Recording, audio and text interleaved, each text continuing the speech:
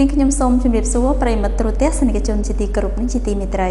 កម្មវិធីសុខភាពខ្ញុំបានវិលមកជួបលោកលោកស្រីអ្នកនាងកញ្ញាតាមពេលវេលាដែលបានសន្យាទុកកាលពីសប្តាហ៍មុនលោកលោកស្រីអ្នកនាងកញ្ញាបានទស្សនារួចមកហើយកម្មវិធីសុខភាពខ្ញុំដែលប្រធានបទថ្មីជាពិសេសតាក់ទងទៅនឹងប្រធានបទដែលយើងផ្ដោតសំខាន់ទៅលើបញ្ហាសុខភាពដោយកម្មវិធីសុខភាពខ្ញុំបានសហការជាមួយនឹង Clinic Princess ដើម្បីបង្កើតនៅប្រធានបទទាំងអស់នោះជូនទៅដល់លោកលោកស្រីអ្នកនាងកញ្ញាបានទស្សនាស្វែងយល់អំពីបញ្ហាសុខភាពហើយនៅក្នុងសប្តាហ៍នេះយើងបានលើកយកនៅប្រធានបទថ្មីដើម្បីជូនទៅដល់លោកលោកស្រីនាងកញ្ញាបានទស្សនាស្វែងយល់គឺយើងផ្ដោតសំខាន់ទៅលើបញ្ហាពិបាកចិត្តឬក៏បាក់ទឹកចិត្តតើអ្វីទៅជាបញ្ហាពិបាកចិត្តឬក៏បញ្ហាបាក់ទឹកចិត្តនោះសូមគោរពអញ្ជើញលោកលោកស្រីនាងកញ្ញាទៅទស្សនាបទបង្ហាញមួយដែលបង្ហាញជូនដោយលោកវិជ្ជបណ្ឌិតសុខសារឿនដូចតទៅបាទសូមជម្រាបសួរថ្ងៃនេះ Princess Clinic យើងខ្ញុំនឹងលើកយកប្រធានបទមួយដែលជាប្រធានបទបន្តពីសប្តាហ៍មុនដែលតាក់ទងជាមួយនឹងបញ្ហាវិបត្តិខាងផ្លូវចិត្តហើយពីអាទិត្យមុនយើងបាននិយាយអំពីបញ្ហាដែលតាក់ទងជាមួយនឹងវិបត្តិខាងអារម្មណ៍យើងបាននិយាយរួចហើយពីបញ្ហាភ័យព្រួយខ្លាចឬបញ្ហាថប់បារម្ភហើយថ្ងៃនេះវិញ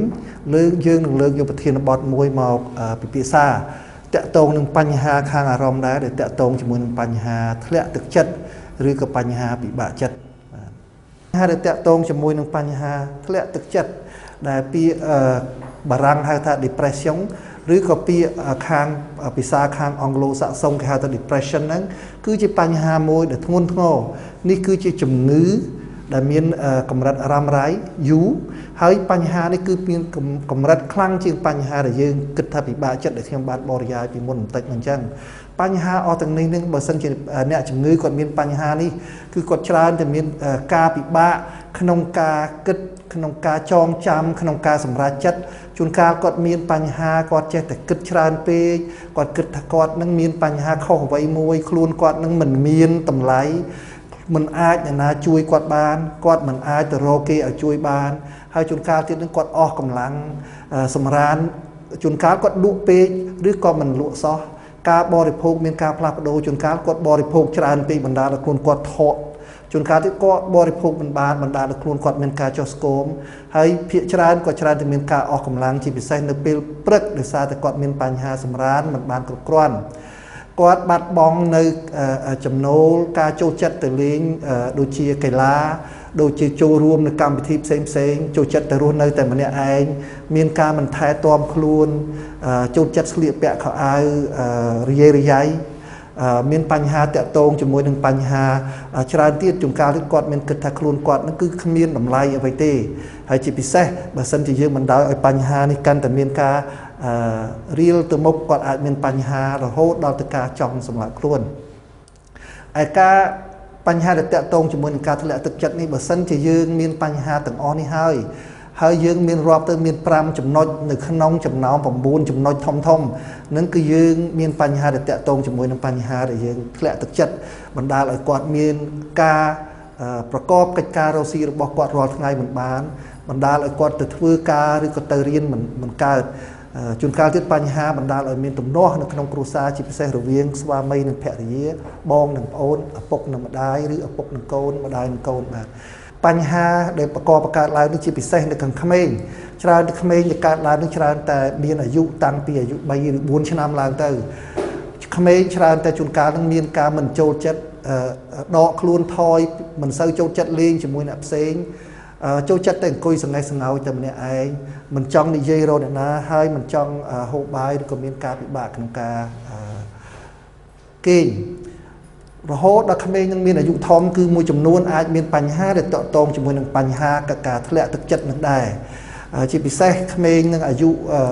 ជំទង់ច្រើនតែមានបញ្ហានឹងដោយសារមានបញ្ហាច្រើនក្រៅពីបញ្ហាដែលច្រើនដែលតកតងជាមួយមនុស្សចាស់ដោយសារតែខាងក្មេងវ័យជំទង់នឹងមានអារម្មណ៍ចូលចិត្តប្រើប្រាស់នៅថ្នាំមិនស្របច្បាប់ឬក៏ប្រើនៅគ្រឿងញៀនមួយចំនួនបាទបើសិនជាមានបញ្ហានឹងដូចជាខ្ញុំបានជម្រាបអញ្ចឹងជួនកាលនេះគាត់មានទម្ងន់គាត់ធ្ងន់ពេកស្រាលពេកសម្រានលក់ច្រើនពេកឬសម្រានមិនលក់គាត់គិតមិនលេចជួនកាលគាត់មួម៉ៅអស់កម្លាំងមិនចង់ធ្វើអ្វីគិតតែខ្លួនឯងនឹងមិនមានតម្លៃឬក៏គិតតែយកកំហុសអ្នកផ្សេងមកដាក់លើខ្លួនឯង ពិបាកទៀតជួនកាលនឹងមានគិតពីបញ្ហាចង់សម្លាប់ខ្លួនបញ្ហាដែលតាក់ទងជាមួយនឹងបញ្ហាធ្លាក់ទឹកចិត្តជំងឺធ្លាក់ទឹកចិត្តជាពិសេសនៅខាងផ្នែកមនុស្សធំឬមនុស្សចាស់ហ្នឹងច្រើនតែកើតហើយច្រើនតែជួនកាលមិនមានជារោគសញ្ញាអ្វីទេពីព្រោះច្រើនតែគ្រួសារអ្នករស់នៅជិតខាងមិត្តភ័ក្តិឬក៏គ្រូពេទ្យជួនកាលមិនបានសួរឲ្យបានច្បាស់លាស់ច្រើនតែយល់ច្រឡំថាបញ្ហាគាត់នឹងប្រហែលជាតាក់ទងនឹងអាយុដែលគាត់ចាស់ប៉ុន្តែបើសិនជាយើងសួរគាត់នឹងអាចឆ្លើយប្រាប់នៅបញ្ហាមួយចំនួនដែលឲ្យយើងដឹងថាគាត់មានបញ្ហាតាក់ទងនឹងជំងឺខាងបញ្ហាធ្លាក់ទឹកចិត្តគាត់ច្រើនតែអស់កម្លាំងសម្រានមិនលក់គិតមិនលិចគឺដូចគ្នាជាមួយនឹងមនុស្សចាស់មនុស្សក្មេងៗដែលខ្ញុំបានជម្រាបពីមុននឹងដែរតាមការស្រាវជ្រាវតាមការសិក្សាអ្នកប្រាជ្ញបានរកឃើញថាបញ្ហាដែលតាក់ទងជាមួយនឹងជំងឺធ្លាក់ទឹកចិត្តនេះគឺមានមូលហេតុច្រើនក៏ប៉ុន្តែមូលហេតុមួយចំនួនដែលសពថ្ងៃនេះអ្នកប្រាជ្ញកំពុងតែតាមដានយល់នឹងគឺថាគឺបញ្ហាមួយទៅតាក់ទងជាមួយនឹងបញ្ហាសារជាតិនៅរោគអរម៉ូនដែលតាក់ទងនៅខាងក្នុងខួរក្បាលរបស់មនុស្សយើងគឺតាក់ទងនឹងជួនកាលអ្នកខ្លះដែលតាំងពីចាប់កកើតនៅក្នុងផ្ទៃពោះម្ដាយពេលម្ដាយមានបញ្ហាគាត់បរិភោគម្ហូបអាហារមិនបានត្រឹមត្រូវគាត់ទទួលអាការៈរោគមួយចំនួនឬគាត់បរិភោគនៅសូរ៉ាបារីគ្រឿងញៀនមួយចំនួនមកដាល់ឲ្យសារជាតិឬក៏ការមានជំងឺអស់ហ្នឹងប៉ះពាល់ទៅដល់កូននៅក្នុងពោះពេលដែលកូននៅក្នុងពោះហ្នឹងគឺវាមានការប៉ះពាល់រហូតទៅដល់សារជាតិនៅរោគអរម៉ូនឬក៏ការកកើតនៅសរីរាង្គមួយដែលនៅខាងក្នុងខួរក្បាលដែលមានការតាក់ទងជាមួយនឹងអារម្មណ៍តាក់ទងជាមួយនឹងការចងចាំតាក់ទងជាមួយនឹងបញ្ហាសតិឬចរិតហ្នឹងបាទពេលក្មេងនឹងធំឡើងមកទៀតជួនកាលក្នុងក្មេងនឹងមានការពិបាកចិត្តពីក្មេងមានជំងឺមួយចំនួនមានការសង្កេតឃើញជាបទពិសោធន៍ការរស់នៅក្នុងជីវិតមួយចំនួនក៏អាចបណ្ដាលឲ្យប៉ះពាល់ទៅក្នុងបញ្ហានេះដែរប៉ុន្តែបញ្ហាដែលចម្បងហ្នឹងគឺគេឃើញថាពិតជានៅក្នុងខួរក្បាលអ្នកដែលមានបញ្ហាធ្លាក់ទឹកចិត្តមួយចំនួនហ្នឹងគឺមានជាបញ្ហាដែលតាក់ទងជាមួយនឹងខួរក្បាលហើយគេសង្កេតឃើញថាអ្នកដែលមានបញ្ហានេះគឺគ្រឿងនៅក្នុងខួរក្បាលមួយចំនួននេះគេហៅថា amygdala ឬក៏ hippocampus ឬក៏ thalamus ហ្នឹងគឺមានតូចជាងមនុស្សដែលមានអាការៈរោគធម្មតាបាទបញ្ហាជំងឺធ្លាក់ទឹកចិត្តនេះគឺវាមានការទំនាក់ទំនងគ្នាច្រើនគឺជួនកាលវាមានតាក់ទងពីខាងការរស់នៅបទពិសោធន៍តាក់ទងរហូតទៅដល់ការគិតដល់អារម្មណ៍បើអារម្មណ៍យើងមិនបានចេញឲ្យផុតពីបញ្ហានោះទេវាកាន់តែមានបញ្ហាជ្រៅទៅរហូតឲ្យយើងមានការប៉ះពាល់ទៅដល់រូបរាងកាយគឺថាយើងសម្រានមិនលក់អស់កម្លាំងញ័រដំទ្រូងមួម៉ៅច្រើនរហូតដល់ថ្ងៃក្រោយទៅយើងដកខ្លួនចេញពីសង្គមមិនថែទាំខ្លួនឯងមិនចង់ជួបមុខអ្នកណារហូតដល់ថ្ងៃក្រោយទៅធ្លាក់ខ្លួនរហូតដល់មានការចង់សម្លាប់ខ្លួនបាទនេះគឺជារូបភាពដែលអ្នកប្រាជ្ញគេតាមដានគេសង្កេតឃើញថាអ្នកដែលមានបញ្ហាតាក់ទងនឹងជំងឺខាងធ្លាក់ទឹកចិត្តនេះគឺគ្រឿងនៅក្នុងខួរក្បាលហ្នឹងគាត់តូចជាមនុស្សធម្មតាហើយបើគេថតជាមួយនឹង PET scan គឺជាម៉ាស៊ីនថតថ្មីអ្នកដែលមានបញ្ហាបើសិនជាមនុស្សដែលមានធម្មតាគឺថតទឹកគឺមានជានៅរោគអរម៉ូនច្រើនសារជាតិនៅក្នុងខួរក្បាលច្រើនហើយផ្ទុយទៅវិញអ្នកខួរក្បាលអ្នកដែលមានបញ្ហាហ្នឹងគឺគាត់ខ្វះខាតនៅសារជាតិអរម៉ូនដែលខ្ញុំបានជម្រាបដូចពីអាទិត្យមុនដែរហើយបញ្ហាដែលតាក់ទងជាមួយនឹងមនុស្សចាស់ហ្នឹងគឺជួនកាលយើងសង្កេតឃើញនេះគឺជាខួរក្បាលដែលគេកាត់ពុះជាពីរហើយយើងយកទៅមើលខួរក្បាលមនុស្សធម្មតាហ្នឹងមានទំហំធំហើយខួរក្បាលមនុស្សចាស់ដែលមានតាក់ទងនឹងបញ្ហាជំងឺមួយចំនួនដោយសារតែកោសិកានៅក្នុងខួរក្បាលហ្នឹងមានការស្លាប់មានការរួញមានការខូចខាតម្ល៉េះហើយខួរក្បាលគាត់តូចជាងមុនម្ល៉េះហើយនឹងបណ្ដាលឲ្យមនុស្សចាស់ច្រើនតែមានបញ្ហាតាក់ទងជាមួយនឹងការភ្លេចភ្លាំងជាមួយនឹងការពង្វេងហើយក្នុងចំណោមនឹងដែរវាមានការតាក់ទងជាមួយគ្នានឹងជំងឺធ្លាក់ទឹកចិត្តនេះដែរដូច្នេះនៅក្នុងប្រទេសជឿនលឿនគឺដូចខ្ញុំបានជម្រាបពីអាទិត្យមុនពេលអ្នកជំងឺទៅជួបលោកគ្រូពេទ្យគេតែងតែឲ្យលោកគ្រូពេទ្យមិនថាលោកគ្រូពេទ្យនឹងមានឯកទេសខាងណាទេសូម្បីតែគ្រូបង្រៀននៅសាលាហ្នឹងបើគេសង្កេតឃើញអ្នកជំងឺនឹងមានរោគសញ្ញាមួយចំនួនដែលមានការសង្ស័យគេតែងតែសួរអ្នកជំងឺហើយគេឲ្យអ្នកជំងឺនឹងបំពេញនៅជាសំណួរกระดาษសំណួរនឹងមានសំណួរជា9សំណួរហើយឲ្យអ្នកជំងឺនឹងឆ្លើយឲ្យបានសមរម្យទៅតាមអាការៈរោគរបស់ខ្លួនពេលដែលអ្នកជំងឺឆ្លើយបានហើយហ្នឹងអ្នកលោកគ្រូពេទ្យឬគ្រូបង្រៀនហ្នឹងគេយកសំណួរហ្នឹងគឺយកបោកចេញជាបន្ទុកហើយបើបានជាបន្ទុកហើយហ្នឹងគេនឹងបកស្រាយថាតើអ្នកនឹងអាចមានបញ្ហាតាក់ទងនឹងខាងបញ្ហា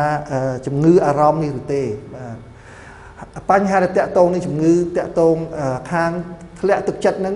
ចែកចេញជាច្រើនយ៉ាងទៅតាមអាការៈរោគសញ្ញាទី1គឺអាការៈរោគដែលតាក់ទងជាមួយនឹងការធ្លាក់ទឹកចិត្តធ្ងន់ធ្ងរបន្ទាប់មកទៀតទី2នឹងគឺការមានការធូរស្រាលបន្ទាប់មកទី3នឹងគឺដោយសារបញ្ហាមួយការធ្លាក់ទឹកចិត្តប៉ុន្តែវាជាមួយគ្នានឹងដែរអ្នកជំងឺនឹងមានបញ្ហាមួយទៀតដែលផ្ទុយគ្នាពីបញ្ហាធ្លាក់ទឹកចិត្តនឹងគឺមានបញ្ហាមួយដែលគេហៅថា manic depressive ហ្នឹងគឺសប្បាយហួសហេតុហើយអ្នកនឹងច្រើនតែមានរយៈពេលខ្លះហ្នឹងគាត់មានឱកាសគាត់ពិបាកចិត្តមែនតើពេលខ្លះហ្នឹងគាត់សប្បាយចិត្តហួសហេតុពេលខ្លះទៀតហ្នឹងគាត់មានក្នុងរយៈពេលតែមួយហ្នឹងគាត់មានរោគសញ្ញាទាំងពីរចូលជាមួយគ្នាឧទាហរណ៍បញ្ហាដែលតាក់ទងជាមួយនឹងស្ត្រីដែលមានបញ្ហាតាក់ទងនឹងការធ្លាក់ទឹកចិត្តហ្នឹងគឺជំងឺមួយគឺតាក់ទងជាមួយនឹងរដូវស្ត្រីពេលដែលគាត់នៅចាប់ផ្ដើមពេញវ័យគឺរដូវស្ត្រីតែងតែមានការផ្លាស់ប្ដូរជារៀងរាល់ខែដែលយើងជាហៅថារដូវហើយពេលការផ្លាស់ប្ដូររដូវទាំងនោះជួនកាលបណ្ដាលឲ្យស្ត្រីខ្លះមានការតាក់ទងជាមួយនឹងបញ្ហាខាងផ្លូវអារម្មណ៍មានការធ្លាក់នៅទឹកចិត្តដូច្នេះបើសិនជាអ្នកស្ត្រីមួយចំនួននេះគាត់ទៅរកលោកគ្រូពេទ្យហើយលោកគ្រូពេទ្យមិនបានមានការចាប់អារម្មណ៍ឲ្យបានពេញលេញគាត់នឹងធ្វើរោគវិនិច្ឆ័យហើយគាត់ថាអ្នកជំងឺនេះមានបញ្ហាតាក់ទងខាងផ្លូវអារម្មណ៍ឬក៏ផ្លូវចិត្តគាត់ប្រើថ្នាំផ្លូវចិត្តច្រើនដូច្នេះវាបណ្ដាលឲ្យអ្នកស្ត្រីដែលមានបញ្ហាតាក់ទងនឹងការផ្លាស់ប្ដូរអារម្មណ៍ហ្នឹងគាត់មិនសូវមានជោគជ័យប៉ុន្មានក្នុងការព្យាបាលទេពីព្រោះការពិតបញ្ហាគាត់គឺតាក់ទងជាមួយនឹងការផ្លាស់ប្ដូរខាងរដូវជារៀងរាល់ខែបញ្ហាមួយទៀតដែលយើងតែងសង្កេតឃើញជាពិសេសជាមួយស្ត្រីពេលគាត់អស់រដូវដោយសារខ្លួនគាត់ធ្លាប់មានរដូវរាល់ខែពេលដែលគាត់អស់រដូវទៅគាត់បាត់បង់ជាពិសេសនៅអរម៉ូនគឺជាពិសេសហ្នឹងគឺអរម៉ូនមួយចំនួនដែលបង្កើតឡើងទៅដោយក្រពេញនេះគឺជា estrogen និង progesterone ហ្នឹងការបាត់បង់នឹងបណ្ដាលឲ្យខួរក្បាលគាត់ធ្វើទម្លាប់សម្របតាមមិនបានស្រួលម្លោះហើយនឹងបើឲ្យបណ្ដាលឲ្យគាត់មានការផ្លាស់ប្ដូរជាពិសេសស្រីដែលមានរដូវហ្នឹងគឺជាពិសេសគាត់ជ្រុះសក់គាត់មួម៉ៅច្រើនគាត់ពិបាកចិត្តគាត់សម្រានមិនលក់គាត់មានឈឺដៃឈឺជើងគាត់ពុកឆ្អឹងគាត់ចុះថយនៅខាងការរួមដំណេកជាមួយនឹងគ្រួសារហើយជាពិសេសផ្លូវចិត្តរបស់គាត់នឹងមានការធ្លាក់ទឹកចិត្តច្រើនដូច្នេះបើសិនជាយើងព្យាបាលពួកស្ត្រីដែលមានបញ្ហានេះគឺយើងព្យាបាលជាមួយនឹងហូម៉ូនបើសិនជាគាត់មិនមានការឬមានអាការៈរោគណាដែលប្រឆាំងជាមួយនឹងថ្នាំដែលយើងផ្ដាស់ព្យាបាលជំងឺហូម៉ូននេះទេជាពិសេសខាងផ្នែកបរិសុទ្ធវិញក៏ដូចជាស្ត្រីដែរពេលដែលមានបញ្ហាមិនថាបរិសុទ្ធនឹងមានអាយុក្មេងឬក៏អាយុចាស់នោះទេពេលដែលហូម៉ូនរបស់បរិសុទ្ធជាពិសេសគឺ testosterone ពេលណា testosterone នឹងបញ្ចុះនឹងបញ្ហាខាងខួរក្បាលរបស់ខាងបរិសុទ្ធនឹងក៏មានការចុះថយធ្លាក់ទឹកចិត្តខ្លាំងដូច្នេះដែរដូច្នេះបើសិនជាយើងដឹងយើងឲ្យតែថ្នាំជាតិហូម៉ូន testosterone នឹងទៅបរិសុទ្ធនោះវិញនោះគឺខាងអារម្មណ៍ខាងអីគាត់នឹងក៏មានការធូរស្រាលគាត់មិនមានបញ្ហាជាមួយនឹងការធ្លាក់ទឹកចិត្តនេះទេបាទជាពិសេសថ្នាំមួយចំនួនដែលលោកគ្រូពេទ្យឲ្យទៅអ្នកជំងឺជាពិសេសថ្នាំដូចជាការព្យាបាលបញ្ចុះនៅសម្ពាធឈាមឬការលើសឈាមហ្នឹងថ្នាំជាពិសេសគឺពពួក clonidine ពួកនេះក៏បើកាលណាប្រើទៅវាអាចបណ្ដាលឲ្យអ្នកជំងឺមានបញ្ហាតាក់ទងនឹងការធ្លាក់ទឹកចិត្តនេះដែរថ្នាំដែលប្រើសម្រាប់ជួយសម្រួលក្នុងការងុយដេកក្នុងការសម្រានថ្នាំដែលជួយសម្រួលអារម្មណ៍ក្នុងការដូចជាការគេងមិនលក់ថ្នាំដែលជួយសម្រួលក្នុងការថប់បារម្ភយើងព្យាបាលជំងឺអស់នោះក៏ប៉ុន្តែថ្នាំទាំងអស់នេះក៏អាចមានផលវិបាកបណ្ដាលឲ្យយើងមានបញ្ហាតាក់ទងក្នុងការធ្លាក់ទឹកចិត្តនេះដែរថ្នាំលើសឈាមមួយចំនួនគឺថ្នាំជាពិសេសពួក calcium channel blocker គឺពួក verapamil ឬ Calin គឺប្រើទៅអាចបណ្ដាលឲ្យអ្នកជំងឺនេះមានបញ្ហានេះថ្នាំដែលនៅប្រទេសកម្ពុជាយើងខ្ញុំសង្កេតឃើញថាមានការប្រើច្រើនអានេះគឺពពួកថ្នាំ prednisolone ឬក៏ methyl prednisolone ថ្នាំនេះគឺដែលយើងច្រើនទៅហៅថាថ្នាំត្រជាក់បើកាលណាយើងប្រើទៅយើងត្រជាក់យើងឃើញធាត់ឃើញអីប៉ុន្តែថ្នាំនេះអាចមានផលវិបាកច្រើនដូចជាមុនខ្ញុំបាននិយាយពីថាវាច្រើនមានបញ្ហាធ្វើឲ្យថ្លើមយើងមានបញ្ហាឆ្អឹងយើងពុកច្រើនតែឲ្យយើងមានបញ្ហាជាមួយនឹងការធាត់រដូវដើរមិនទៀងហើយជាពិសេសនៅក្នុងសប្តាហ៍នេះថ្នាំដដែលនេះអាចបណ្ដាលឲ្យមនុស្សមានបញ្ហាតាក់ទងនឹងខាងអារម្មណ៍ជាពិសេសគឺបញ្ហាដែលតាក់ទងនឹងការធ្លាក់ទឹកចិត្តបាទថ្នាំ